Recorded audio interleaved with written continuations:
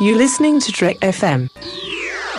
Want to join in the conversation and share your thoughts on this episode? Join the Babel Conference, our listeners' discussion group on Facebook. Just type BABEL into the Facebook search field, and we'll look forward to seeing you there.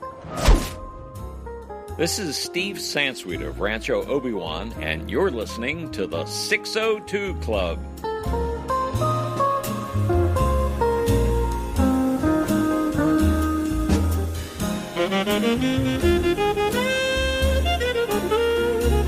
Well, hello and welcome back to TFM's Local Watering Hole. I am so excited to be here with, it'll actually be the last show of 2025, and we have a monster movie to talk about as we return to the world of Pandora. And I'm really excited to have back with me my good friend Ry. Ry, welcome back to 602 Club, man. Dude, thanks. I've been looking forward to this, talking about this movie especially. It's just fun to be on and chat about movies, so thanks for having me. Of course, dude. I mean, the funny thing is, when you came on the first time, we were talking about when you might be able to come back on, and I mentioned like, dude, would you want to talk Avatar? It's like I haven't really been able to find anybody who's really super interested. And you're like, dude, yes. Mm-hmm. And I was like, oh, thank God. So. Yeah, it's funny because like I mean, we'll talk about it, but like I'm not like an Avatar head. I'm not like a James Cameron defender or anything. Yeah. So, but I just knew it's. I mean, it's gonna be the most highest grossing movie of the year. How can you not talk about it? I mean, yeah, its start already was insane. But before we dive into everything, just, find us wherever you get your podcasts. We'd really appreciate it if you give us a star rating review over on Apple Podcasts or Spotify. Share the show over on X Twitter at the 602 Club. We're also on Instagram at the 602 Club TFM. We've got the entire network on Facebook at facebook.com/TrekFM. And then, of course, you can find the website at trek.fm and see all of the different shows that are going on here. And if you'd like to support us, you can go over to Patreon at patreon.com/TrekFM as well. So since this is, you were starting to talk about this before, right? So as we just kind of come into this, this is the third movie in the Avatar series. And so you mentioned a little bit like coming in, like it's not like Cameron's your favorite director or anything, but how are you feeling off the second film, Way of Water, coming into this movie? Were you pumped, or were you like, oh man, I don't know? Yeah, I think like I said, like James Cameron's not my favorite director or anything. He's made fantastic movies. He's also made movies and I'm like, whatever. Specifically the first Avatar, I don't care for really at all. Each time I watch it, I'm like, wow, I like this movie less and less. But each time I watch Way of Water, I like it more and more. I remember the first time I saw it in 22 and I was like, this is good. This is a step up, but still, Avatar, Pandora, the world was cooler than the movie was for me. But I mean, my last rewatch of Way of Water before Fire and Ash, I was like, I'm pumped. I'm really excited for how they're going to expand, what they're going to do. The trailers had me excited. So, I was pretty jazzed about going into it to see it. Are you nice? Are you similar? So I'm similar in the sense of when the original Avatar came out, I was not like a massive fan. Mm-hmm. And it a big part of that was the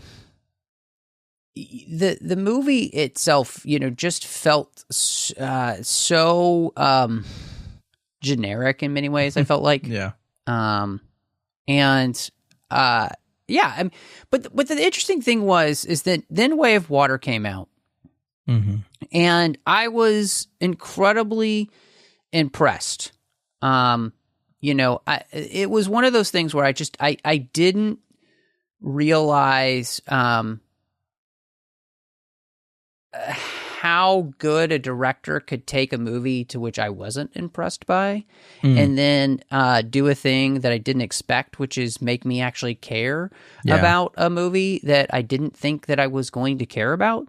And so that was pretty impressive to me. I mean, again, like I'm like you, there wasn't really anything about the first one that I was blown away by. There wasn't anything where I thought, okay, this is the deal. This is it, And yet the second one, I actually came out of the theater and I was kind of blown away. And not only were the special effects even better than the first movie, which I mean, the first movie still has that, right? James Cameron, more than anybody, understands the idea of spectacle and what he's doing with 3D and all of that. I mean, it was just amazing. And so I was astounded. And so, I thought it was great in that sense. And, what's funny to me as well is that going back and then watching the original film,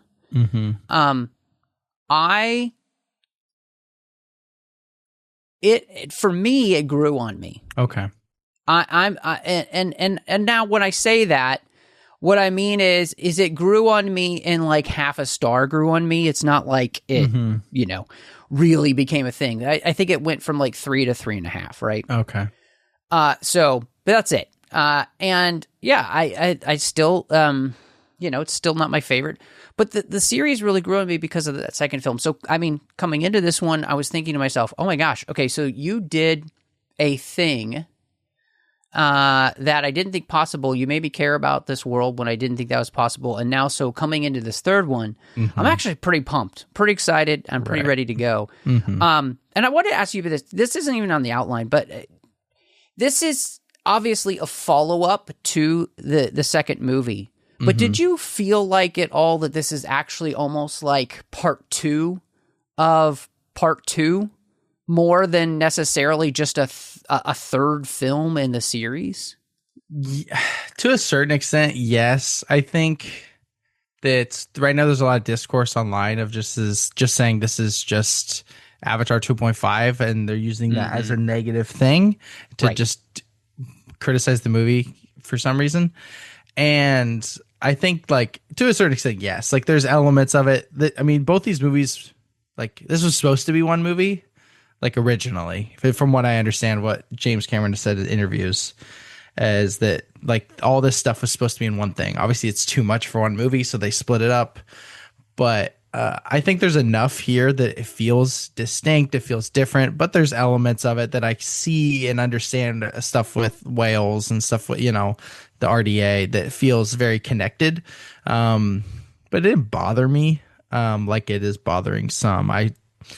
I thought there was plenty different where I was like, it's also like, what does George Lucas say about Star Wars? He's like, it's like poetry. These sort of things rhyme. Like it's the same universe. Of course, it's going to feel similar. What do you think about the connectedness of it? So when and I'm sure people are thinking, oh man, maybe he's already off on a negative front here. He's on the negative Nancy foot. And no, I'm not. I'm actually saying that is a positive in the sense that this movie just literally picks up where the last movie left off. Totally. Right. And so in that sense, there is a continuation of story here. So it makes sense as well that a lot of what is trying to be wrapped up here in this third movie is all of the stuff that's gotten set up in the first two, right? And so the fact that there's going to be some similar themes, there's going to be some similar beats in some senses and all of that, to me, actually really makes sense. And I'm not seeing it as a detriment to the film. I'm seeing it as more of like, okay, but are you completing then what you started well? Yeah. And that's really all that matters, because if you're taking what you've given us and you're bringing it to completion in a way that feels satisfactory, that's what matters in filmmaking. And to me, I 100% believe that this film satisfactorily fulfilled its obligation in the story elements that it has been giving us. And maybe that's giving away too much right at the beginning, but like that's just where I am with this. I'm not frustrated that this has a lot of similarities with the second movie and even the first movie, right? Yeah. It feels very like episodic almost, where it's not like it feels like just another chapter in the Sully's life where it's continuing on, and towards the end, like there's conclusions, but there's still story to be told. And if people don't find that satisfying, that's fine. But I still am about when I'm walking out, I'm satisfied with the end product and feel good about it. Well, and on that too, so mentioning the fact that this really just kind of picks up where the last movie left off, right? The Sully family has lost a sibling and a child, and in many ways, this whole movie is very much a kind of a meditation on loss and how you handle that, especially here, I would say, for a good 2/3 of the film. Oh, yeah. The characters are really dealing with those ramifications and the way in which those ripples then impact every single part of the family, but also their new extended family here with this new tribe at the reef. And so I just wanted to ask you about that because, I mean, really, that drives a good part of this story. Yeah, I think it's really I like it a lot. I think even with the naming of the movie of Fire and Ash, it's like everything has been destroyed. Like these characters, Natiri, Jake, Loak, like and even beyond, like you said, but those main three, obviously, in the biggest way, are dealing with this loss of a child and of a brother, to the point of like they're grieving in just different ways, which is super interesting. Like Jake is trying to fight back. He's trying to gather supplies to continue this fight against the RDA. Natiri has lost everything. She says, all I have is my faith. Like Awa will provide. Awa, and then Loak is like, the movie opens in this really beautiful way where he's like in this, whatever their heaven is, I guess, with his brother. In the spirit world. Yeah. Yeah. And that's like, he's spending time with his brother in that way, but he comes back to reality and his brother's gone and he feels, just absolute heartache. And I really appreciated it. I think to open the movie in this way, it's like, all right, there's no fluff. There's nothing like, all right, here's what we're just kind of hanging out. It's like, no, what happened last movie really matters to our characters, and picking up from that point it's a really good move from James Cameron. So I appreciated it. Yeah, because I think in that sense too, it kind of hits something that's a theme throughout this entire series, and of course, in the last film, this film, the idea of like the choices we make and the impact that they can have, good or bad, right? And so, the choices that Loak and his brother make at that moment to go back for Spider, it has an impact, right? Now they save Spider's life, but he dies. And then Spider decides to save Quaritch, and so that has so there's a lot of ripple effects. A lot of ripple effects. And this movie, again, it's so much about the way in which choices kind of impact the rest of our lives, right? For good or ill. And not only, it's just like, the fact that, Loak is feeling so defeated, so discouraged, he's contemplating suicide. I mean, there's a moment where he's going to attempt suicide. I was blown away. I was like, wow, I can't believe this is happening. Like, this is, like, it's very well done. I don't want to say it's very good because it's so heavy, but like, I was like, dang, you really went there. This is special stuff. Yeah. Well, and I think, I like what you said in the sense that I think it is really well done, but I also think that it's actually just a really important thing, I think, in our world. Suicide itself has been something that we have, I think, seen be on the rise, and I think to see that honestly and openly in this film, is actually pretty beautiful, and I think the way it was dealt with was incredibly tactful and really well done. Yeah, because the way Kiri comes and says, like, "We need you in this life. We need you in this." Like, and being a person who that has been a thought in my life, like that's actually, I've been there, right? To see that on screen, I thought it was really well done. And on this flip side of that, right, with Natiri, who her hatred of humanity that she now harbors is actually impacting the relationships with her kids and her husband. Which and is another element that's so good. Yes. Sorry to cut you off. I'm just like the conversation that she has with Jake, where they're talking about, you know, the sky people, and he's like, our kid, like, I'm a sky person. Our kids are part sky people. Like, do you hate these things? You know, the raw like vulnerability of like what like her legitimate hatred and, you know, just disdain for humans because of what she dealt with.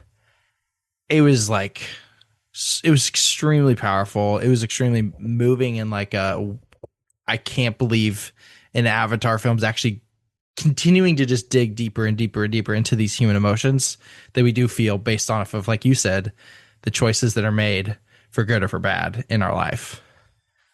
Well, and I think not only that, but the rawness and the realness of not negating the way in which these type of things actually impact us as people, right? Mm-hmm. As beings.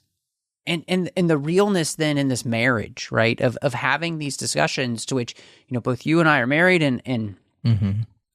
we've known lots of married people, and we've heard plenty of conversations about, or maybe we've had conversations with our spouses where it's like, mm-hmm. you know, you say the thing that you can't take back.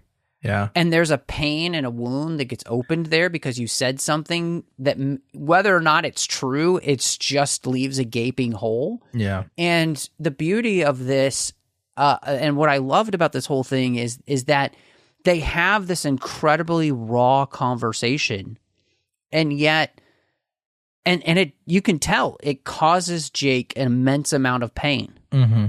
and yet he doesn't respond in kind. Right. He, mm-hmm. in the sense of like, when he confronts her about saying, hey, do you hate my kids? Do you hate mm-hmm. our kids? Do you hate me? Basically, mm-hmm. Does anytime anything go wrong, you're just blaming it on the human in us? And when she says yes, I mean, he just, it's like the way he comes back to her and he wraps his arms around her, he apologizes.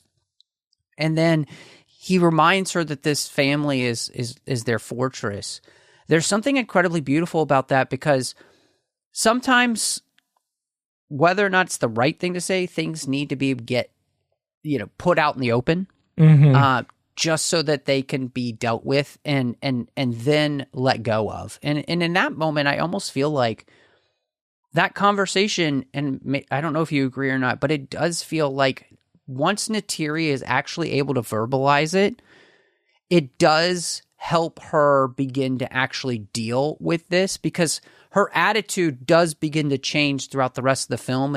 And by the end, that's not her attitude, right? And I think there's something really interesting about that. Yeah, I agree. The verbal processing of it allows her to start to heal, start to like reconcile these obviously horrible thoughts she's having about her family and about, you know, Spider and, you know, people she cares deeply about, but her bottling it in, which so often people do. They like, we see this is a direct, like we see it on the internet, like people bottle in hatred and then they let it out in these unhealthy ways. But in here, we're getting this like beautiful conversation between a husband and a wife who, once it's said and able to be processed, she's not met with like this could change totally depending on how Jake obviously reacts to her, where she's met with grace and love from her husband saying, I love you. This family is our fortress. You know, like we're in it till the end. And then it gives space for her to continually work out these feelings until then they're shifted by the end of the movie. And there's a scene that we'll talk about later that is probably my favorite of the movie. I mean, there's a lot at this point, because you could say this conversation is my favorite of the movie. Like, yeah. The more I'm thinking about this movie, I'm like, wow, this is actually so good. Yeah. But yeah, so. Well, and what I think is really beautiful about this whole thing is that by not pretending like this isn't an earth-shattering event, which could rip apart this family, as it does many families. I mean, the statistics, and I don't know the actual numbers, but I know it's very high for marriages to end after the loss of a child. Yeah, that sounds pretty accurate. And so, because of that, I think what's smart about the film is to deal with the raw, real emotions of characters and not to shy away from them. And in that, what you're doing is you're following the character story. You're not just making them have to do a thing for the plot. It's like, no, this is the plot because that's where these characters are, and we got to deal with that. And I think that is really good storytelling. And for me, I would say, the last two Avatar films are actually probably James Cameron's best films when it comes to actual character emotions. I don't think that's really his strong suit in writing in all of the films of his that I've seen. Yeah. And yet in these two films, I think it really works. And what's interesting is that I was listening to a quick interview. I don't know where it came. It was maybe on Instagram or something, but Zoe Saldana was talking about the conversations that Zoe Saldana and James Cameron and Sam Worthington were having to have with the loss of this son. Like, this isn't something that any of them, she was like, we didn't want to do this. Right? This is not a thing we wanted to add to our acting repertoire of like having to deal with the loss of a child. And yet they did. And I think then actually dealing with the ramifications of that in this film is what makes this a smart move. And I think too, it just, there's a part of this where it helps make this kind of a messier movie in that sense, because it's emotionally all over the place, because so are our characters emotionally, and that's a part of it. And so one of the things that's really a wise choice, I think, in this movie is that, we watched in the first film Sully make the choice once he's experienced the Na'vi way of life, once he's experienced the bond with all of Pandora creation, once he's had his eyes opened to all of this, right? He makes the choice to turn and to be on that side. And I thought what was great about this film is that, all throughout this series, Quaritch has been the adversary of Sully. But I think what was smart is actually to make him finally the dark mirror of Jake. And that really accentuates every theme that, Cameron has been working with since the first film. Yeah. I totally agree. I think Quaritch has always been a villain that, like, I remember when he came back last movie, I was like, all right, whatever. Like, I get the progression, but still, are we doing Quaritch again? And then obviously gets saved at the end of Way of Water. And I was like, I'm like, are we really going to do Quaritch again? And so coming into this, my only hesitation was like, I didn't care for Quaritch. I was like, he's uninteresting. He's just a military guy, typical machismo, whatever villain. And then it just it's the most interesting he's ever been, because he is like directly, like you said, he's a literal just mirror of Jake. He's embracing this culture. He's a different side of the culture with the Fire Tribe. He's experiencing it. He's in it more. Like it becomes less about this. It's still about Jake and capturing Jake, but he's like succumbing to all the things that Jake did, but Jake chose to see and believe and adopt it, while like Quaritch is like half-heartedly doing it. He's taking some stuff and he's trying to stay back still, because him and Jake are having conversations, which I also thought was very fascinating. Some of them very, very funny, where they're just like helping each other and like, well, now what? And it's like, this is kind of funny. Like, well, I'm tired. He's like, this is awkward. I was like, that's hilarious. Like, that's so funny. but I think the move to make Korch not just another, like a human essentially just in a blue body, like he's like becoming Navi, like he's like, I thought it was a very smart move, and it accentuates everything that Jake has gone through, and you see his progression in becoming this leader, this hero amongst the Navi. So I was so out on Korch, and by the end of this movie I'm like, that was really smart. It was great. Yeah, I think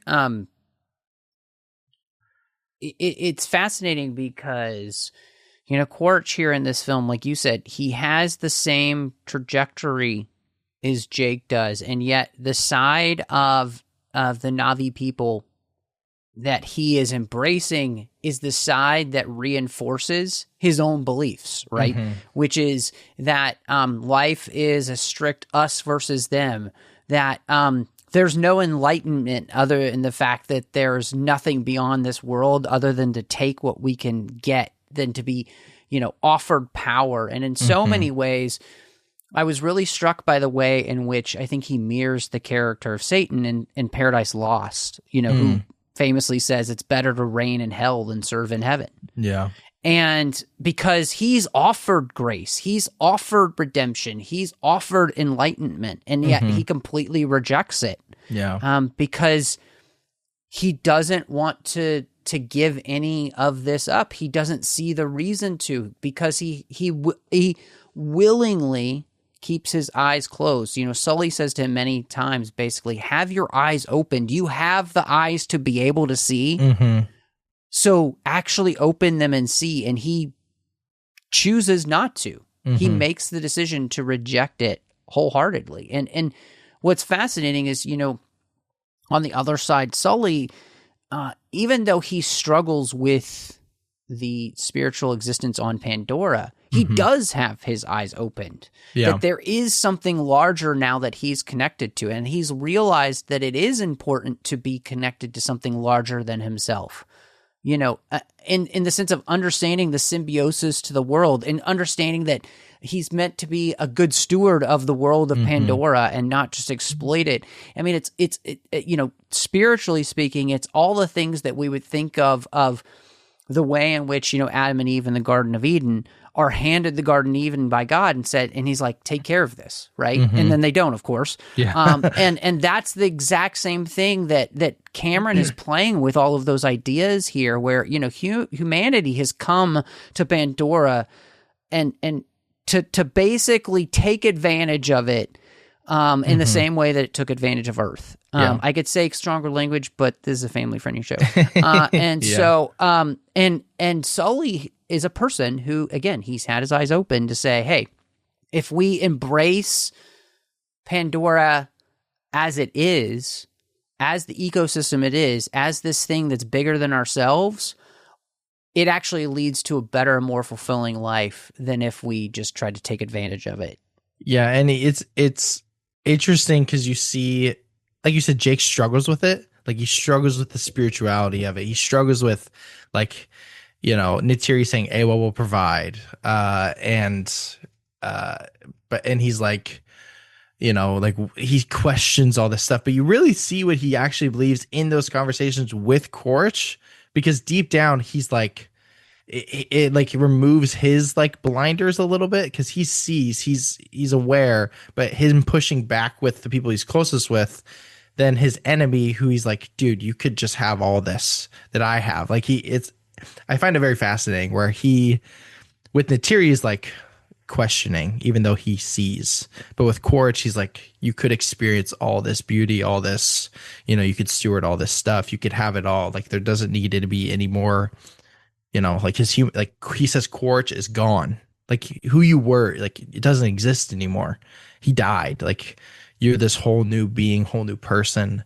Like, just accept it and live in it. And it's just cool. It's a cool conversations that they're continually having in, you know, these really awkward, you know, moments in between after fighting or running from the fire people or whatever. And, yeah, I think it'll be interesting to see if it happens in the future. I don't know what they're going to do there. I mean, I think the thing to me as well that makes this great is the fact that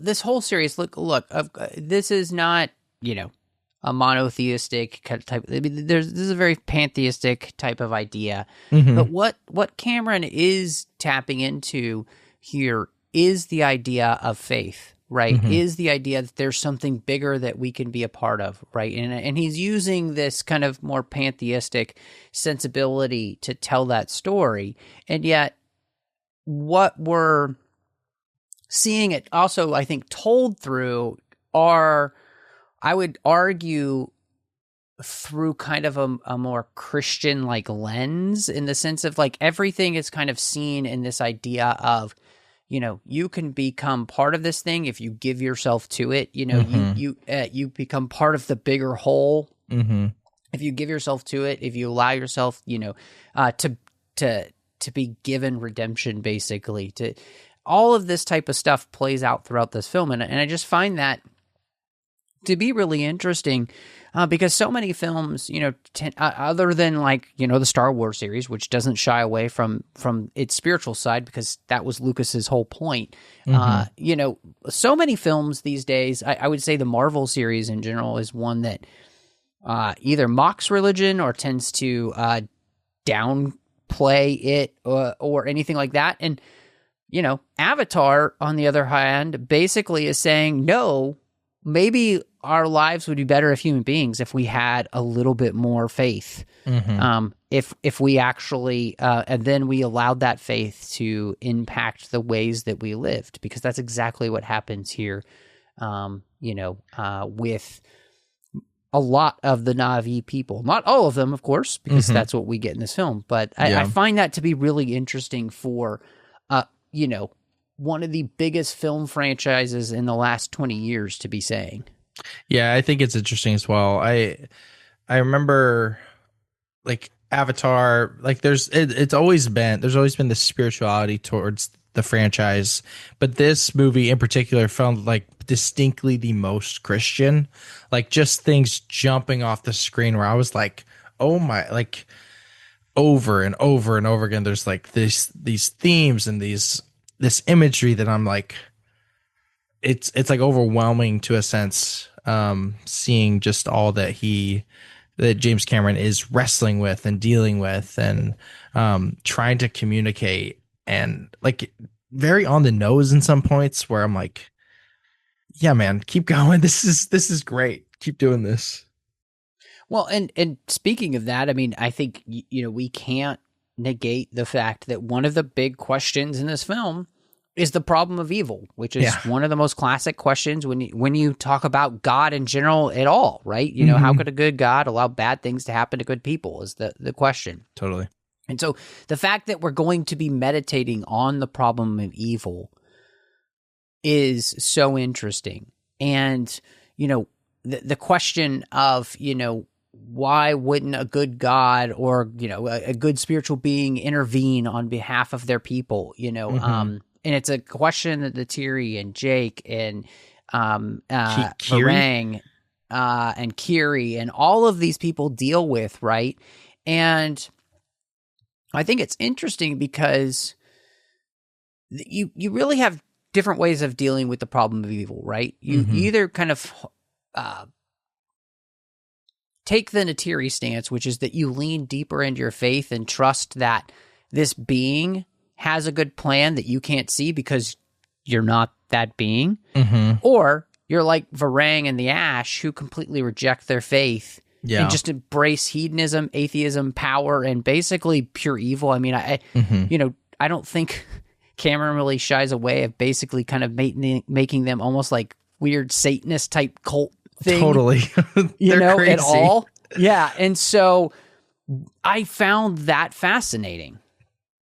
Yeah, I'm with you. It's you definitely get the polar opposites with like Neytiri and with Varang. Varang, she explains like what she went through and the volcano and how it destroyed everything, and she just fully leans into like fire and ash and evil and this lifestyle. Like they have scenes, obviously it's like more like sexual, especially with Quaritch, which I was like, this is really interesting. I did not expect this at all. And then there's like the drug stuff where she's got the eye on her hand, and like there's a whole scene with Quaritch where they're doing drugs or something, or he did some sort of drug.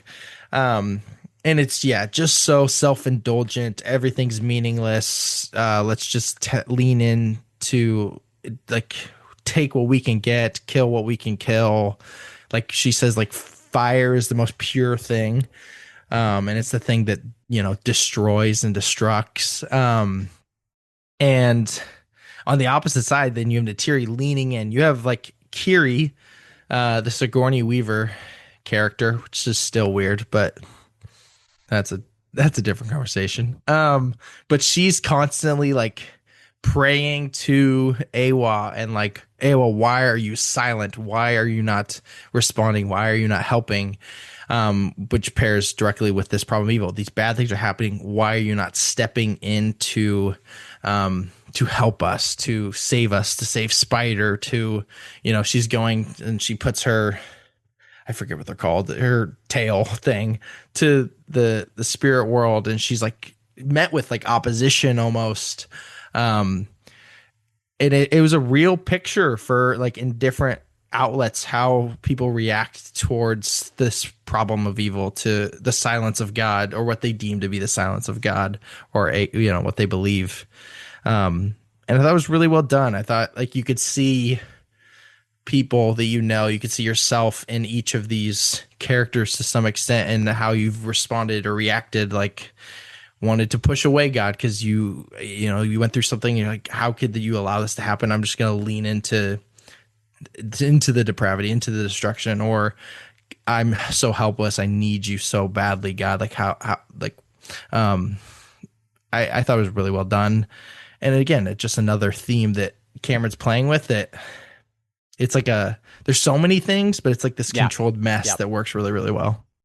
Well, and I think, mentioning the whole idea of just the ash culture, right? And what do they do? I mean, the characters are terrifying in the sense that they just feel like, I called them weird Aztec dementors, because they're willing to steal the life force of another being. And they worship at the altar of power and hedonism and atheism, basically. And so what's interesting in that sense is that, a lot of people kind of knock this as just basically being a movie that's like, anti, colonization and, feeling like that and all those things, which, that's part of this film. But I think what was great about this movie is actually to see that Na'vi culture isn't monolithic. Just like our world, there are different sects of belief. And I think that was really smart to show, because it means that humans are not the only enemies on Pandora. Mm-hmm. Humans aren't the only ones who could destroy Pandora. Mm-hmm. This Ash tribe actually wants to destroy this world in a way that's almost worse than humanity, because humanity wants it at least to survive, because Earth is dying. Yeah, at least they want to use it. Like, I mean, they just basically want to, what is it in The Dark Knight? Some people just want to watch the world burn, and that's exactly who the Ash are. Mm-hmm. Yeah, they're just these people that just literally want nothing but destruction for, like, I think the scene, like, I don't even know if we get the reason why they attack the Wind Traders. Other than just, they just attack, just for the heck of it. They just, which, and you see, there's like a glimpse. I wish we got a little bit more of it in the end, but like, there's this like Mad Max vibe to their attack where, this guy like is holding this bag above his head. Oh, clearly They're kamikazes. Yeah, she shoots her firebow at him, and he lights on fire, and it dives into the ship. And I was like, that was nuts. I was like, this is crazy. Which perfectly just describes exactly their philosophy of life and what they believe, and that they don't care what happens. They just want to pleasure themselves and destroy things. It's crazy. Well, and one of the things I think that you mentioned too was fascinating in this whole discussion, right, is that one of the core themes of the film is that the light always returns.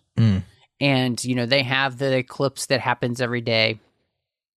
And so in this idea is that even when we can't see the supernatural power working, that it is, and it always returns, right? That it even more so than the sun, it comes through, even when we don't expect it. And, that's what happens. And I mean, I don't want to get too literal here, but it does take 3 characters to finally reach the warrior mother, which, whatever. So I wanted to ask you about this because, a big part of Way of Water was the pacifism of the Tulkun. Mm-hmm. And this movie really challenges the idea of if pacifism is a viable philosophy. Mm-hmm. And I would say the answer that they come up with is no. Yeah. I thought about this because I heard people talk about it in a podcast. I've been listening to some podcasts about this as well. And I hear, some different takes. And it was interesting because I didn't know what they were going to do. Like, first of all, the whole Tolkien Council thing and like how they were so sick. That was awesome. But it almost is like, I was thinking about it, like it's almost like just war theory, kind of like if that's the way it plays out, where it's like full pacifism is not the way. Generally, that should be the way of life, but in order to defend their people, their species, their kind, like we have to fight back in this way because this is like almost like like Loak and Payakan like help the elders see that like we need to defend and not just let everybody die and be murdered. Like that full pacifism actually is not a good idea, even though generally it is good, but they finally met this unique circumstance where like the rubber met the road officially. It's like, what do you do? And I thought it was interesting being like, it's not a good idea when it actually meets and you're like, you gotta do something about this. You can't just let all the children and the calves and the mothers all just be slaughtered. That's what I kind of thought about it. What'd you think? What was your take on their response to what Loak and Payakan were trying to push them towards? Yeah, I think that the main question becomes, is there anything worth fighting for? And is fighting always wrong? I mean, those are the questions that they're dealing with. And obviously, their history previously had shown them that it was not the right thing to do. And a big part of that was because of the inner battles between different Tulkun who were hurting their society. Yeah. And yet, if you're not willing to stand up for your society when somebody's trying to literally destroy it, and your society ceases to exist, is that the moral right thing to do? Yeah. And so, totally. I think you mentioning the idea of like just war theory, I think this is really what it comes down to, in the sense of, in the fight for survival, the fight for existence against an evil empire, against a ideology and a group of people who basically want your extinction, right? Then it is okay to defend oneself. And I think that's where we come down with the Tulkun. And the choice between not living and living is like, even if you believe you're going to live in the spirit world, the problem also, right, is that for them, their spirit world is tied to Pandora. So if Pandora itself ceases to exist, they will cease to exist forever as well. And so, I mean, it's not even like, oh, we die and we go to heaven. It's like, well, yeah, but your heaven is tied to the world that you actually live on. And so therefore, I mean, this makes this discussion much more salient in the sense of like, yeah, if we don't fight, we could lose literally everything forever. Yeah, and it's not like this question to fight even other Na'vi or peaceful people. It's not like let's do this unjustly. It's like there's an enemy.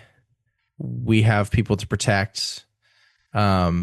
We should fight back. And like you said, it makes it an easier decision. Obviously, they're like, we'll think about it. But to me, it'd be like if someone met me with that question, I'd be like, yeah, I think it's just. I think it's the right thing to fight for these people, species that you love. Right. Which, as the narrator in Arrested Development say, they did.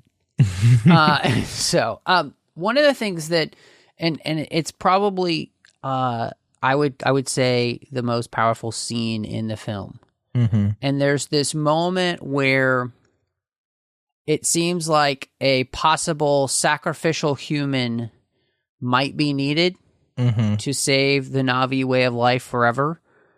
And the choices then, again, we talked about this idea of choices having ripple effects. And I wanted to ask you about this, the choice that Jake makes with Spider and then the reaction of Neytiri to that. Yeah, I mean, like I said, I think it might be my favorite scene in the movie. I mean, it's coming off the heels of a sweet action scene in like base camp for the humans with Neytiri and Varang and Jake and Spider. Just awesome. So you're coming off this really high. And yeah, it's like Abraham and Isaac-esque. Like that's what it reminded me of when I was watching it. And I mean, it's so emotional because they really do make you believe like it's going to happen. Like Jake is going to kill Spider because it's necessary, because his body has changed. And therefore, if they can get Spider, they can make it a whole lot easier to, colonize or take over Pandora, which would obviously be a very bad thing. And so when it was happening, I mean, even the dialogue towards the end where he's like, Dad, do you love me? And he's like, with all my heart. I'm just like, oh my, like, this is really going to happen. And, he even calls out to the Great Mother, I think, in that he's like, give me a sign. Like, what do I do? And he chooses not to, because I think it's so ingrained within his DNA of his character to not do that. The person that has been influencing him to do these things has been Neytiri. Neytiri is the one that has wanted to kill Spider, that doesn't care if he was dying because he lost his gas or his mask with his air. And the choice obviously was powerful, and like this is not going to be the way that this has to happen. We're going to choose a different way. But then it cut simultaneously to Neytiri, who would want this to happen, who doesn't care. She hates Spider. And, that she has this conversation with Jake. And throughout the film, again, James Cameron's really playing with Christian imagery here. Loak, who narrates the film, is like, the water. They say the water washes you clean. They say it washes away your sins. And so that's being repeated.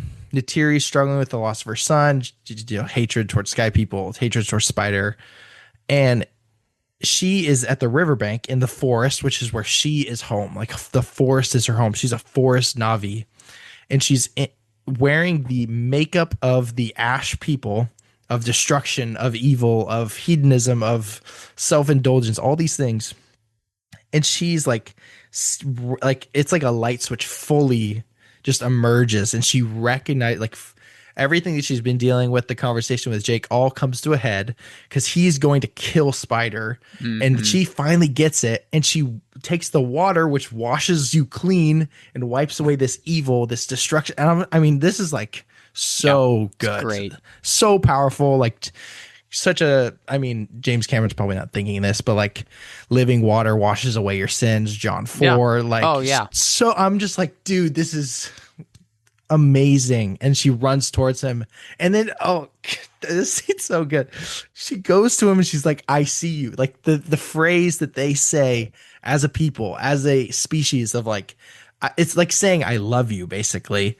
It's like, I see you, Spider. Like she's fully embracing him into their family, where I'm just like, I have to. I mean, okay. Yeah, can we talk about the fact? So good. We got to talk about this fact too. Is that, and this has been happening throughout this entire series, right? But what are we seeing happen with all of these different people being brought into the Na'vi way of life? They're literally being grafted in to the family, right? And Spider specifically is grafted into the family because Kiri, through the power of Ewa and her abilities, helps Spider merge with one of the and I can't remember what they're called. I forget, so forgive too. me. It was a weird but word. They're one of the special they're the little floating spirit things that you'll see. And she pulls that apart, puts it down his throat, and through the power of Ewa, creates a symbiotic relationship where it allows him to breathe their air and basically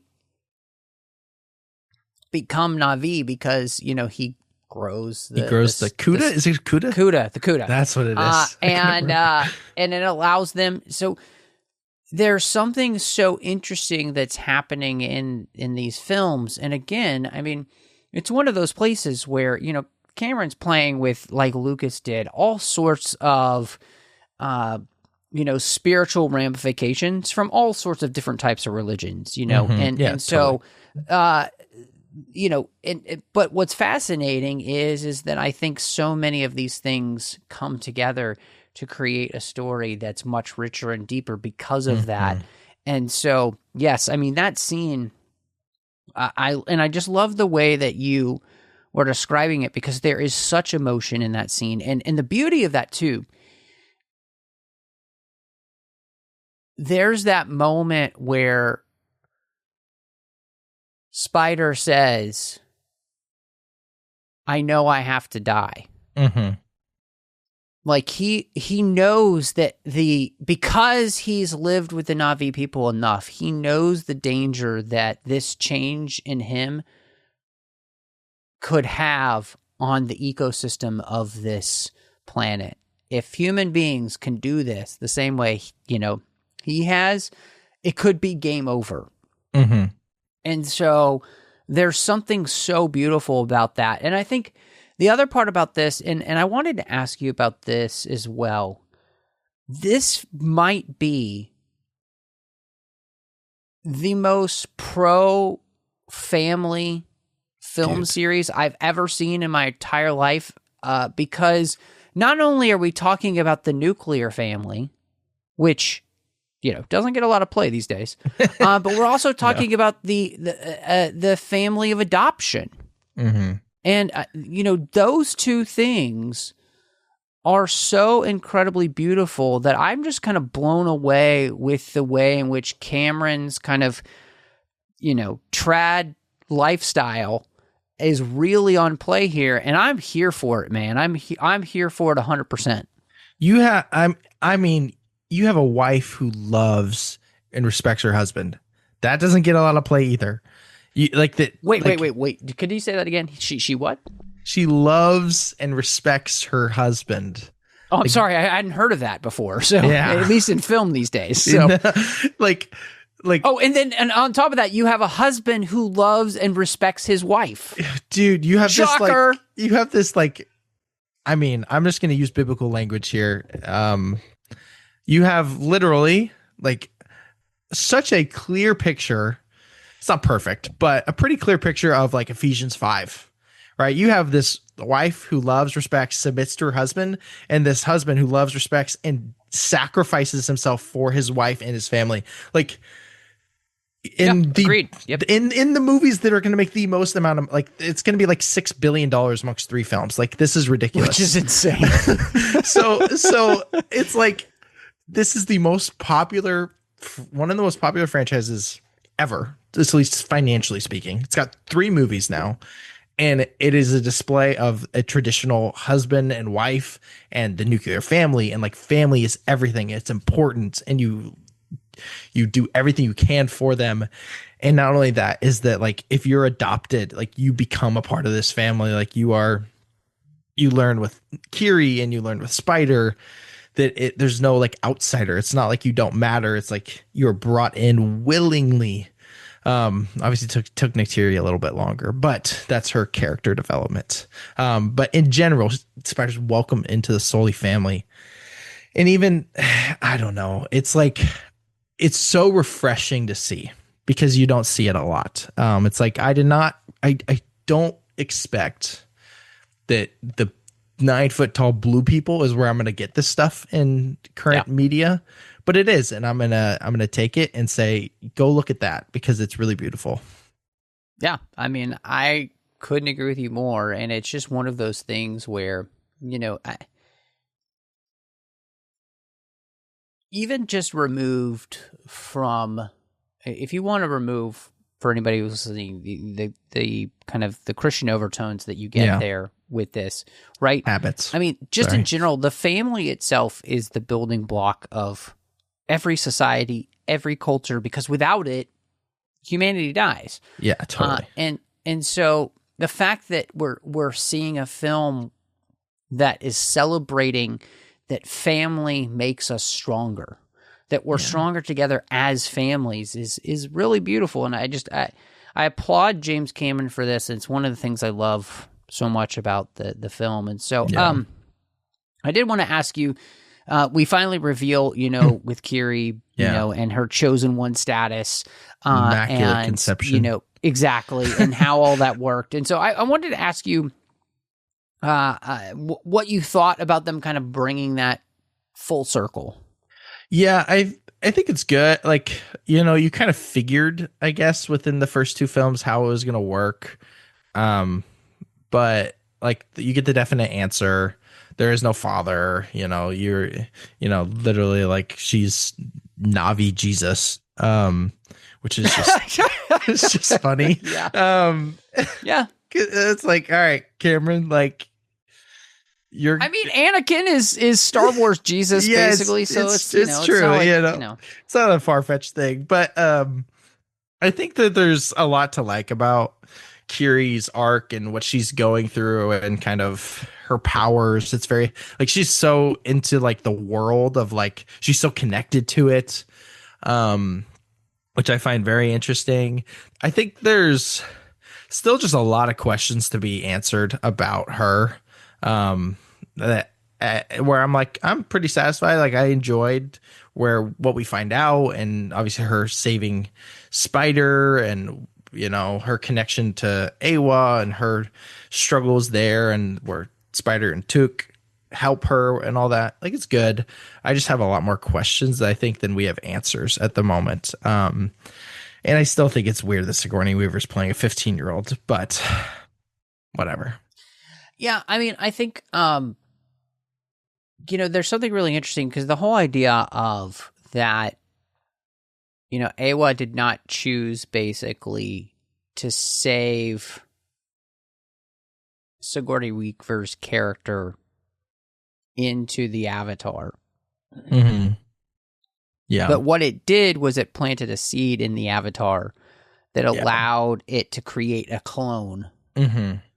And that clone then has this special relationship with Pandora because it literally comes from Pandora. It is Pandora. And in some ways, you know, she is the incarnation of Pandora as a being, you know. Which makes sense why she's so connected to the world itself. Right. And why she can cause certain things to, yes. And so Yes, she's basically Navi Jesus. I mean, and and so, but I thought it was interesting too because you think about that idea, right? There's a seed planted in the Avatar that creates her. But what does she do? Basically, she plants a seed inside of Spider that allows him then to be able to breathe this air. So this idea of a seed being planted and growing, dude, I mean, that's a biblical thing too. So, there's so many little moments here where, again, what it is it's Cameron using all of these religious overtones to create, his story. And I find that really interesting. And I think he did a good job with, staying true to that and not, ever letting go of that because, that's part of what makes the series the series. And so I did want to ask you about this because we get some losses in the battle. And for me, we lose, I think you say it, Rodix. I think that's how you say his name. Yeah. And so, one of the kids' friends, but really losing Ronal, who is voiced by the incomparable Kate Winslet, who's been pregnant this whole time, whose last act is to give birth to her child before she dies. Man, that one definitely hit hard. And I wanted to ask you about that because it's like, how did you feel with the fact that that's who we chose basically to let go of? Yeah, it's tough. I think it's good for Neytiri's character. Because I think we're gonna like it's. I think Neytiri, like she's like, will you take care of her? She's like, yeah, I will. Like, I think that's really good. Obviously, yeah, the young boy, Rotox, or however you say his name, he dies in a very like unceremonious way. He's just like, he gets like shot and there's like a 2-second like, and it's like, it like pans to him and he's like dying. And then we see him at the end, but still, I guess, and then it was a powerful scene where we lose her. I think my only issue with the movie is that like, I think I wanted someone major to die, which sounds weird. But I was pretty prepared for like a big character, whether that be I hear you. Whether that be Quaritch, which would have been, that's a whole nother conversation. But like if Jake would have died, I think I would have been extremely sad because for the first time, this movie has like, it started with Way of Water, but I really care about these characters a lot at this point. By the end of this movie. And I think that him or Neytiri dying, someone like that, Loak even, but that's another kid dying. I don't know. I think one of the big ones would have been better for me and what I was expecting. I still think it was a powerful scene. I still think it's a beautiful act to die doing. But I wanted a little bit more. Obviously, James Cameron has something up his sleeve, hopefully, but I don't know. There was still stakes because I thought the whole time someone was going to die. I thought Jake was going to die. Yeah. But it does lose it a little bit for me personally. It's interesting because, George Lucas is famous for this in the sense of like, people, Harrison Ford was like, I gotta die in Return of the Jedi. And George was like, no, and he's very much on the side of like people don't have to die, to make something powerful. And moving. Don't disagree, yeah. And so, but man, the Ronal character I thought was, you can't even tell it's Kate Winslet playing her because of the voice. She does such a good job. Mm-hmm. But again, the strength of that character is incredibly beautiful, and the celebration of motherhood in that way too. I mean, so to lose her, but I see what you're saying in the sense it would have been interesting to lose somebody a little bit more major, and so I still do think it's fine. Like I'm still it probably would have just added to my because impactful death, if they do it well, really does make a movie very great, or adds to how great it already is. But I'm okay. Like I do trust James Cameron clearly with this universe. And I love Jake. He's such a great character. Yeah, me too. Seeing more of him doesn't disappoint me. Sam Worthington, I mean, has just been so great in this role, and Mm-hmm. he's really embodied it. But I feel like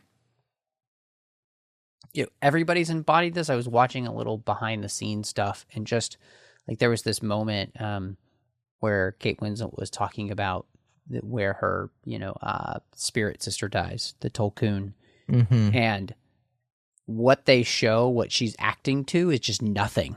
Yeah, that's like crazy. She's holding onto a grate thing, and it's just like, and it's so. I mean, she's just amazing, and yeah. So the fact that they make this look like it does, and this is where I think the action and effects in this film. I mean, nobody,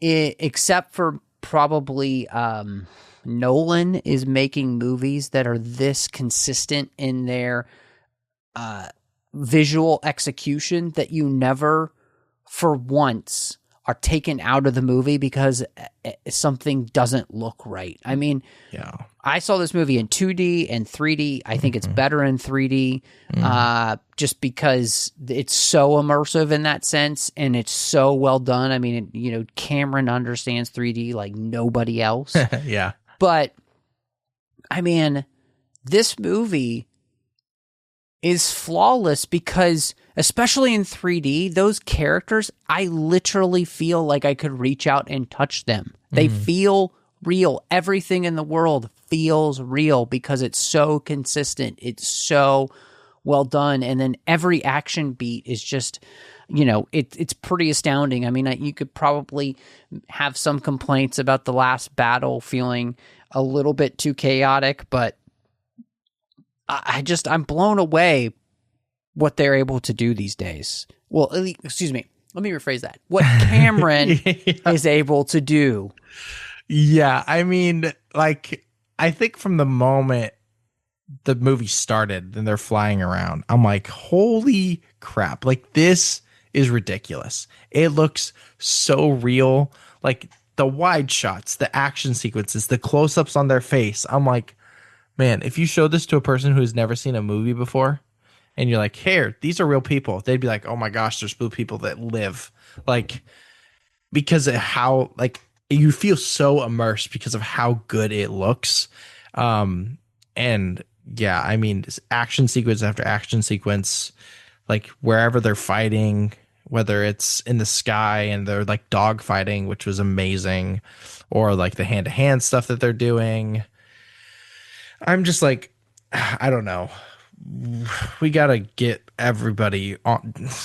James Cameron needs to teach a class, do something to like get other filmmakers on board with what he's doing, because there's not a flaw. Like, I guess you could say some things like there's like half-second sequences that if you really look, it looks like a little video gamey kind of, but like I'm talking like literal like split-second things where like I think I accidentally noticed, not like something that the normal person will ever see.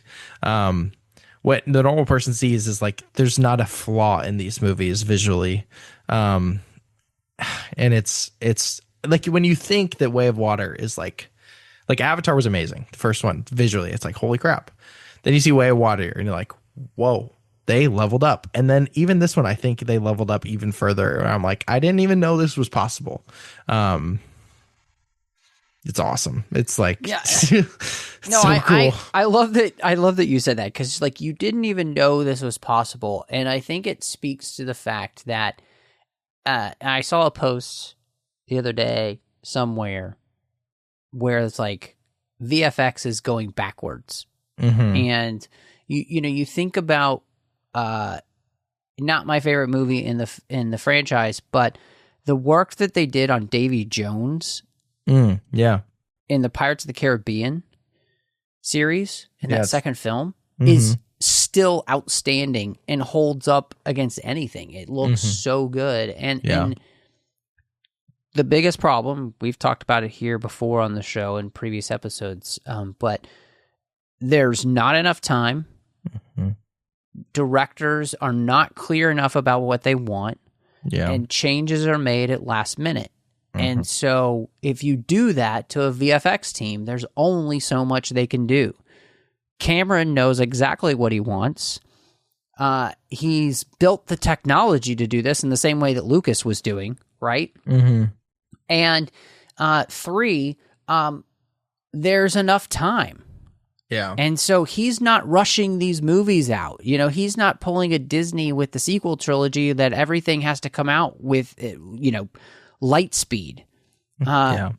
He puts these out when he wants to put them out. And so, you know, we could talk about the music, but I think it's great. I don't have any complaints about it. I think Simon Franklin did a great job. Fantastic. Yeah, he's killing it.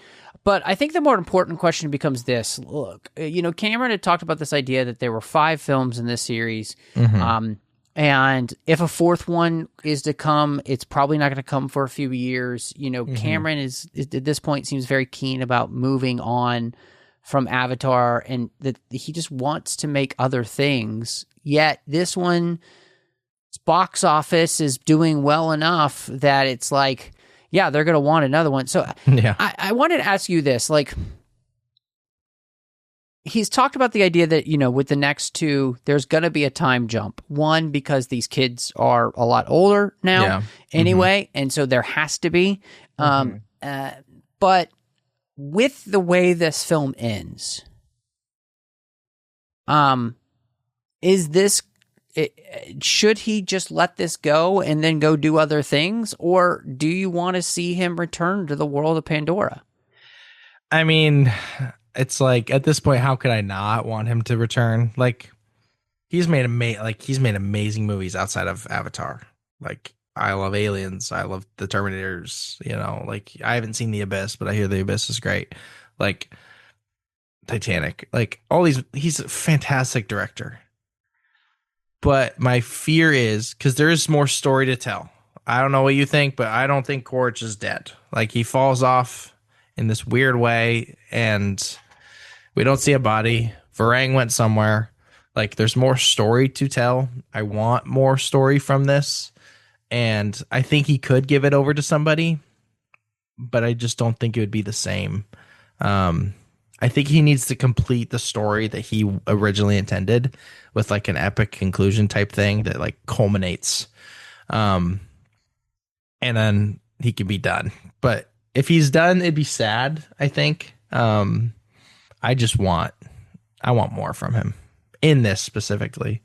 I know he's like, he wants to make a movie about Hiroshima that he's talked about, but I guess we'll see. But I think from the consistent increase in quality of these movies, at least for me, and just in general, people love these movies. I think continuing the story with him behind the camera would be a wise decision for him. Yeah, I mean, one of the things he's talked about too is the idea of, you know, maybe not being so hands-on and letting somebody else, you know, help him in the sense that even if he does direct, you know, maybe not being as hands-on in every tiny little piece. And possibly I think you could do that now that you've made 3 of these films and people know what you Keep want. your team, yeah.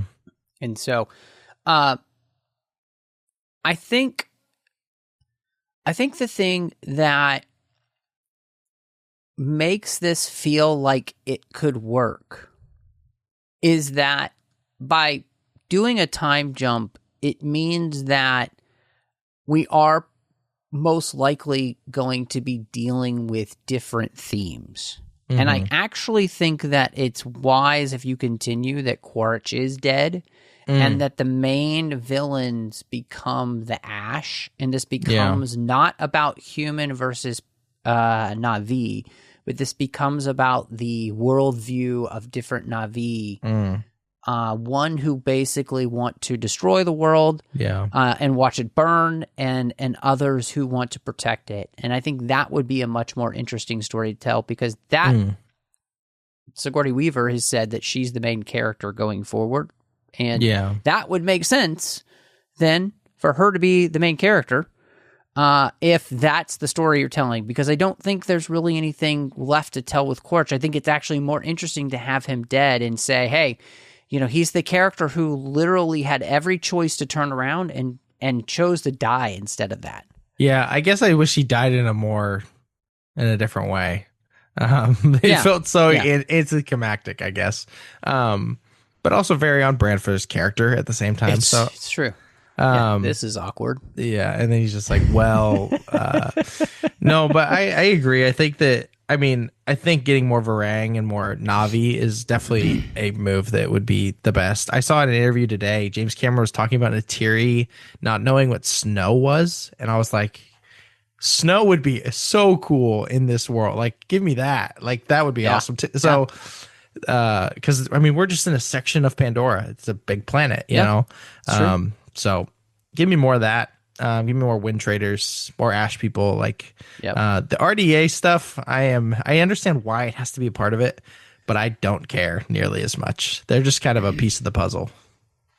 Yeah, and I think that too, it feels to me at this point that it is played out, right? I mean, with the loss of the general there on the planet and everything, that feels like a storyline you can let go of, and then it is much more interesting to then just deal with the planet of Pandora on its own terms in that sense. So, where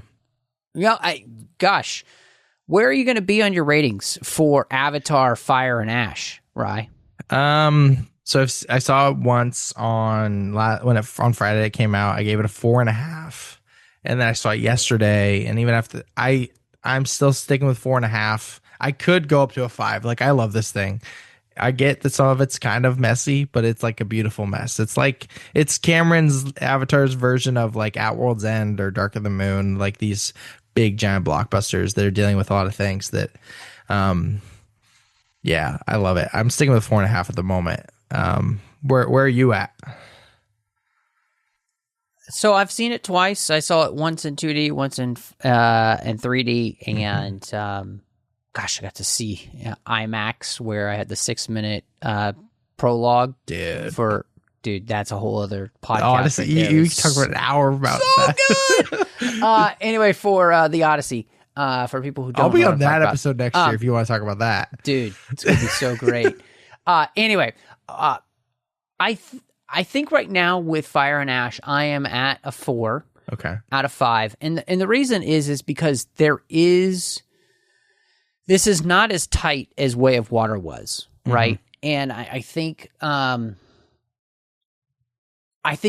doesn't take anything away, though, that this movie takes Way of Water thematically, and I think expounds on that in a way that I personally that's what gets me going with film, right? Yeah, totally. But I can't negate the fact that I can recognize that, like you said, I think you said it really well. It is a beautiful mess in that sense. It is just not as clean and tight feeling. And part of that is just because, too, I think Cameron didn't do as well with the editing between the different stories as somebody like I've seen Lucas do.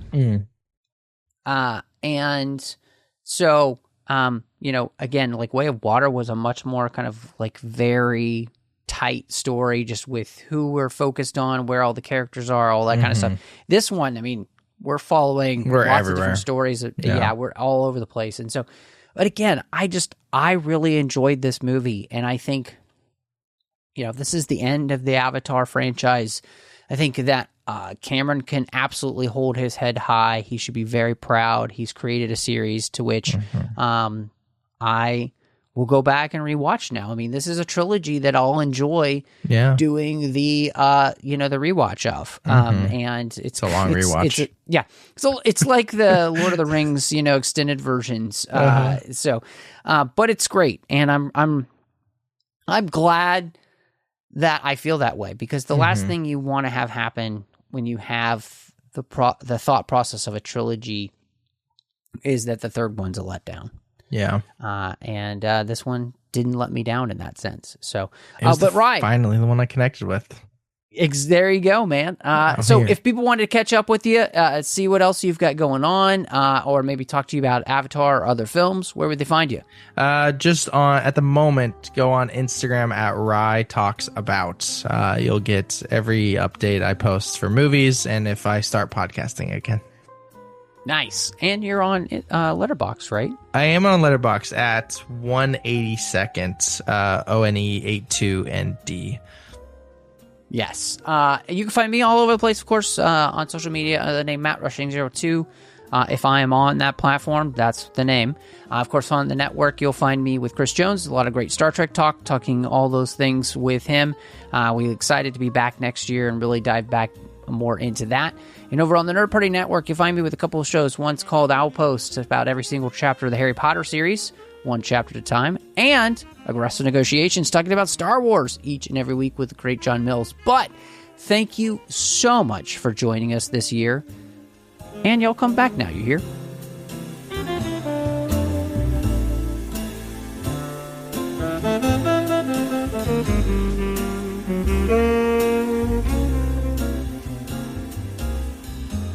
Thank you.